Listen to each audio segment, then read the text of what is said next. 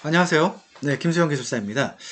네, 오늘 설명드릴 내용은 제 김수영 기술사 블로그에서 제 블로그 잠깐 소개를 드리겠습니다. 네, 네이버에 이렇게 들어가 있습니다. 김수영 기술사라고 치면 나옵니다. 첫 화면에 나올 거고요.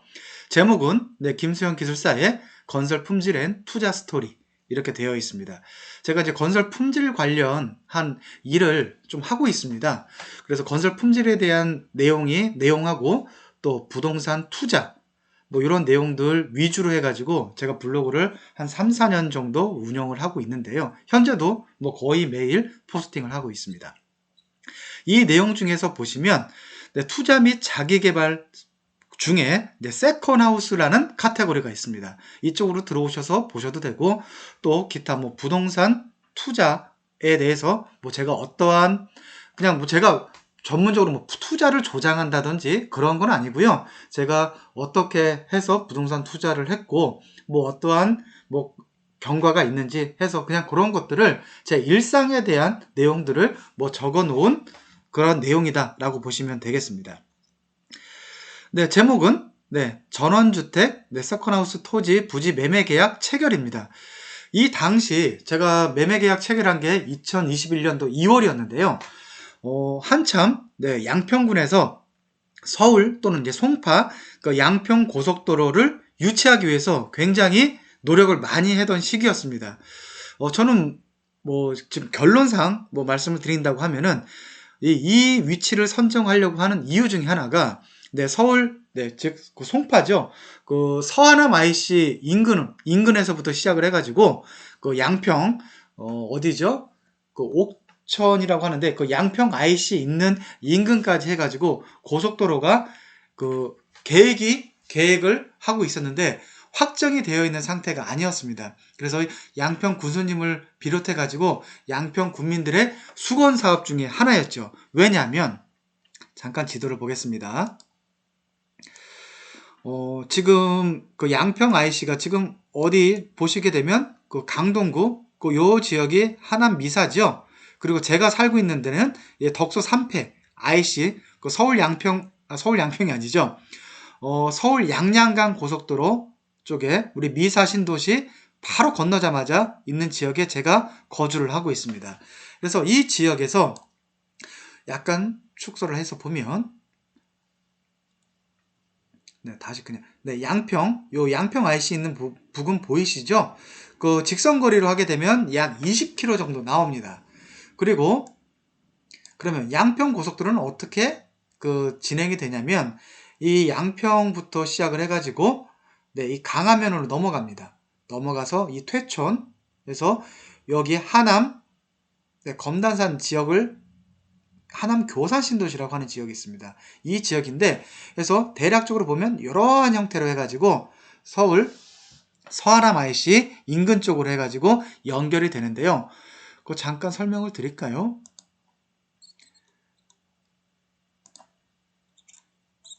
뭐 많이 뭐 이 서울 양평 고속도로에 대한 검색을 하시게 되면 뭐 해당되는 내용 왜 제가 이 부분에 대해서 왜 설명을 드리냐 하면은 어차피 해당되는 지역에 대한 토지를 산다라고 하게 되면 향후에 투자 가치도 있는 게 더 좋겠죠.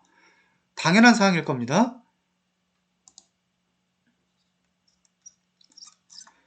제가 이 지역 뭐 개인으로 봤을 때 해당되는 토지를 매입을 했다라고 해서 그냥 뭐 그 산 가격 그대로 뭐 유지해도 뭐 관계는 없습니다. 근데 최소한 인플레이션 정도는 해지할 수 있는 만큼의 물가 상승률 정도의 뭐 토지가 상승하게 되면 더 좋을 거 아닌가요? 그죠? 안 보이네요. 제가 어디다 서울 양평 고속도로 그래서 제가 그림을 그려가지고 한 게 있는데 여기 나와 있네요. 요런 형태. 서울 양평 고속도로 제가 있는 지역 인근이거든요. 그러니까 이러한 형태로 해가지고 지금 약 27km니까 고속도로라고 하게 되면 시속 100km라고 하게 되면은 한 15분 만에 어디요? 서울까지 해서 하남시 가밀동이니까 서하남 IC 인근이죠. 해서 양평까지 접근이 가능하다라는 게 계산을 통해서 나온다는 얘기죠. 또 이 지역이 뭐 저 같은 경우에는 또 어떠한 것을 또 판단을 했냐면 서울 양평 고속도로는 저는 거의 된다라고 생각을 했었습니다. 된다라고 생각을 했었고, 또 하나는 뭐냐면 이건 확정이죠. 서울 양평 고속도로 이제 계획 잡고 이제 기본 설계하고 실시 설계하려고 하면은 지금 2021년 현재를 기준으로 해서 약 10년 정도 후에 개통이 될 것입니다. 2030년 정도 돼야 되겠죠. 근데 2025년에 또 서울에서 착공 예정이고요. 지금 현재 또 뭐냐면은 양평 IC 있죠? 그 중부 내륙 고속도로입니다. 중부 내륙 고속도로가 공사를 진행하고 있고요. 거의 공정률 자체도 한 7, 80% 되는 걸로 알고 있습니다. 그래서 2022년이죠. 2022년부터 해서 2023년도까지 어디에? 네, 서울 양양 고속도로 있죠?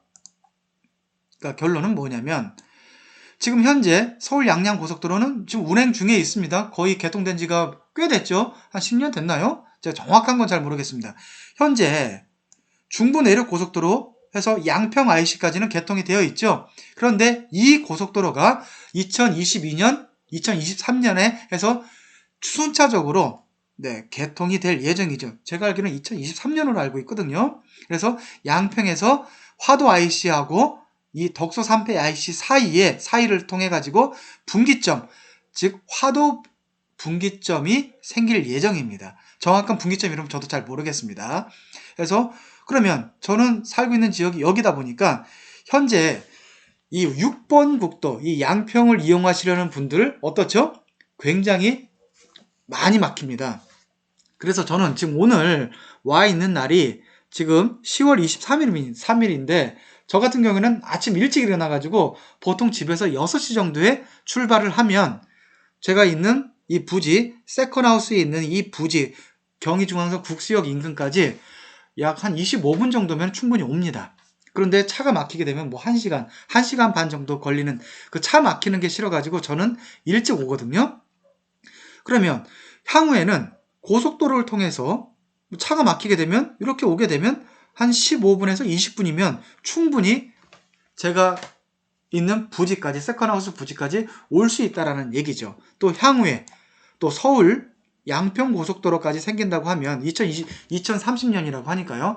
그래서 제가 이제 이 얘기를 왜 드리냐면 부지 매입을 처음에 하려다 보니까 이미 이러한 투자를 하시려고 하시는 분들 어떻죠? 많이 정보가 들어갔겠죠. 그러면 제가 제가 현재 있는 이 양평 인근, 즉 양평 그 양서면 국수리에 있는 부지 당시 2021년 1월 달에도 토지가가 많이 상승을 했었고요. 나와 있는 토지 자체가 많지를 않았습니다. 그러면 또 알아보니까 저는 이 강화면이라든지 이 퇴촌 쪽으로는 가지 않았었습니다. 왜? 좀 강 건너는 저는 이제 강북 쪽이잖아요. 여기 덕소니까요. 강북 쪽을 통해서 양평 이쪽 라인을 위주로 해서 봤는데 이 서울 양평 고속도로에 있는 경기도 광주 퇴촌면 또 퇴촌면이 여기죠. 또 뭐 이 부근 하남 교산 신도시 인근 또 양평군 강화면 쪽 이쪽에도 토지가가 굉장히 많이 올라가 있는 상태였습니다. 오르거나 올라 있는 상태였었죠. 마찬가지 이 강 건너인 양서면 이 대심리라든지 이 국수리, 복포리 이쪽 지역도 토지가가 많이 오른 상태였었고요. 몇 군데 부동산을 가보니까 이미 평당 100만 원 했던 게 2020년 하반기에 100만 원 정도 했던 게 제가 살려고 하는 시기에 이미 130에서 150만 원 정도가 형성이 되더라고요. 그래서 향후에 뭐 만약에 이제 서울 양평 고속도로 유치가 확정이 되면은 조금 더 오르겠다라는 부분도 염두에 두고 있었습니다. 네, 그래서 보시죠. 뭐 양평 고속도로 예타 통과해가지고 뭐 이미 또 토지가가 일부 좀 상승이 되었었고요. 네, 그럼 오늘 하려고 하는 매매 계약 체결에 대한 부분 에서 대해서 이제 간략하게 말씀을 드리도록 하고 오늘 이번 타임에 대한 설명을 마치도록 하겠습니다. 제가 가능하면은 한 영상을 찍으면 한 15분 정도 해서 촬영을 하려고 할 예정입니다. 지금 토지를 매입하려고 하면은 해당되는 그 부지가 토지에 대해서는 그 지역이 보전관리지역인지 계획관리지역인지 하는 그러한 어떠한 그 토지에 대한 그 토지의 활용에 대한 용도를 확인하셔야 되죠. 그래서 또 해당되는 개발 행위를 해야 되는지, 그러니까 제가 매입한 부지 같은 경우에는 그 지목상으로 이게 매매 계약서의 일부입니다. 토지에 대한 지목이 대지가 한 80%가 되고요. 도로부지 빼고요. 공용으로 이용하는 도로부지 빼면 대지가 한 70에서 80%, 또 그 안에 또 지목상 도로가 있었습니다. 옛날 이 개발을 하기 전에는 제가 있는 부지 내부가 또 도로로 활용이 되어 있었더라고요. 그리고 또 임야가 한 10% 정도 포함이 되어 있어가지고 지목 자체가 약간 지저분하다고 볼 수 있는 거죠. 그 현황상으로는 반듯하게 되어 있지만 그 지목으로는 대지와 도로와 임야가 포함이 되어 있더라. 그러면 이 부분을 활용을 해서 제가 이용을 하려고 완전한 대지로 개발을 하려고 하려면 어떠한 형태? 다시 한번 볼게요. 부지 매입 검토. 그 지난 블로그죠. 이 부지 안에 한 70%는 대지고 약 20%는 도로가 되어 있었고 한 10% 정도는 무엇이다? 임야다. 이렇게 되어 있던 것을, 그럼 제가 이것을 전부 다 저 같은 경우에는 대지로 바꾸고 싶다 라고 이제 부동산을 통해 가지고 정보를 취득하고 해 보니까 임야가 일단 포함이 되어 있기 때문에 이것을 개발 행위를 해야 된다 라고 해서 해야 되는데, 그럼 개발 행위만 해서 개발 행위를 통해 가지고 그 임야를 바로 대지로 전환을 하려고 하면은 이 건축 행위를 해야 되더라고요. 정상적인 건축 허가를 득해 가지고 해당되는, 그럼 이 부지 안에다가 어떠한 형태든 주택이든 아니면은 뭐 상가든 아니면 근린생활시설이든 어떠한 건축 행위를 해서 최종 준공을 해야지만이 이 도로 부지와 이 부지 내에 있는 이 도로 부지와 임야가 대지로 전환이 된다는 것을 알았습니다. 그래서 개발 행위를 해야 되는구나 라는 부분을 또 하나를 배우게 된 것이었죠. 지금 현재 궁금하신 부분은 있겠지만은 이 부지를 사진상에서 이 본 부지를 현재는 이러한 형태의 저는 이동식 주택을 매입을 해서 건축 허가를 냈고 이러한 형태로 해서 운영을 하고 있습니다. 지금 활용을 하고 있고요.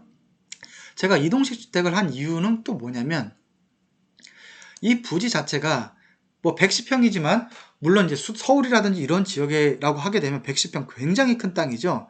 근데 이게 전원주택 부지상으로 봤을 때는 아주 큰 땅은 아닙니다. 그러면 저는 이 부지를 또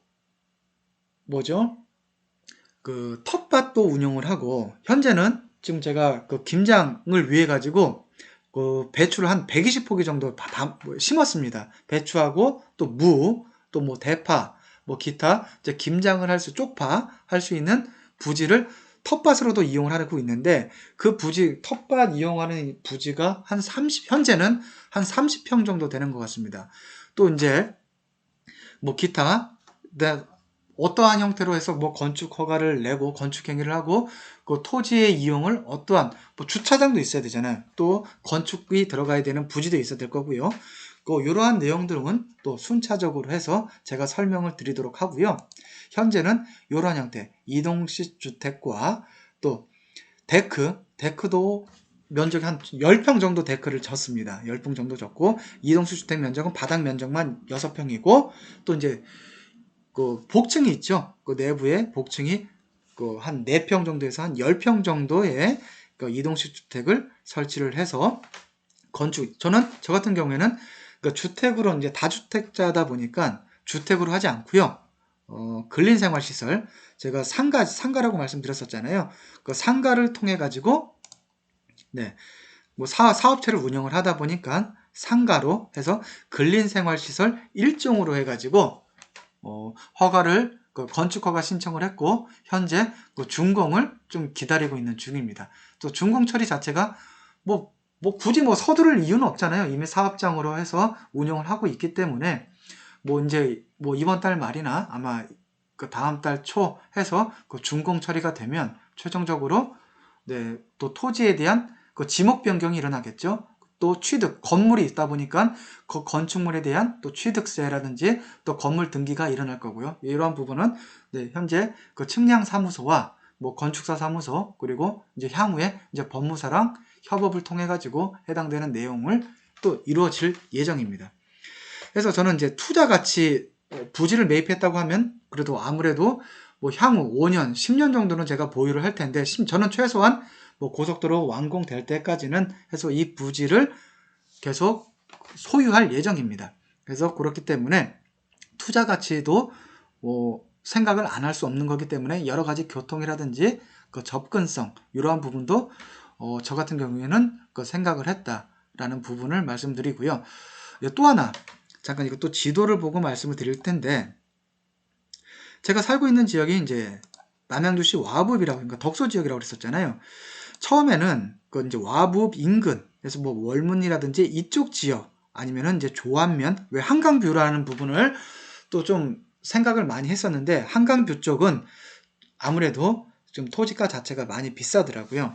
또 비싸고 해서 이제 나름 그 살고 있는 지역이 이제 덕수역이라든지 남양주시 이제 와부에 있는 이제 도심역 인근인데 제가 살고 역으로 치게 되면 근데 이 위치가 저 같은 경우는 매력적이었던 게 뭐냐면 경의중앙선을 타고 오게 되면 네, 국수역 인근이거든요. 네, 국수역 인근 이쪽입니다. 그러면 얼마든지 지하철을 통해서라도 접근이 가능하기 때문에 그 국수역까지 그 덕수역이나 그 도심역을 통해서 오게 되면 순수하게 지하철로 한 20분이면 도달하게 됩니다.